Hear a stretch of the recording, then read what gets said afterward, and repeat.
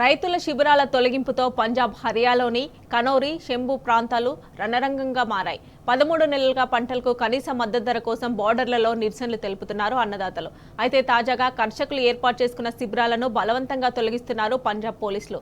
రైతులను అక్కడి నుంచి ఖాళీ చేయిస్తూ గుడారాలను కూల్చివేస్తున్నారు. అడ్డొచ్చిన రైతు నాయకులు జగ్జిత్ సింగ్ దల్లేవాల్, సర్వన్ సింగ్ పంతేర్ సహా 200 మంది రైతులను అదుపులోకి తీసుకున్నారు.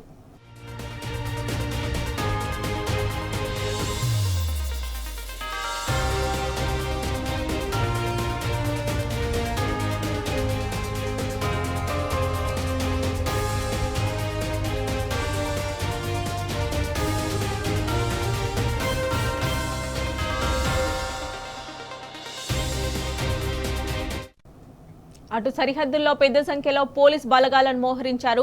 కనౌరి సరిహద్దు వద్ద దాదాపు 3000 మంది పోలీస్ సిబ్బంది పహారా కాస్తున్నారు. శంభు సరిహద్దుల్లోనూ వేలాది మంది పోలీసులు విధుల్లో ఉన్నారు. రైతులను బలవంతంగా బస్సుల్లో తరలిస్తున్నారు. రైతులు నిర్మించిన తాత్కాలిక షెల్టర్లను బుల్డోజర్లతో కూల్చేస్తున్నారు.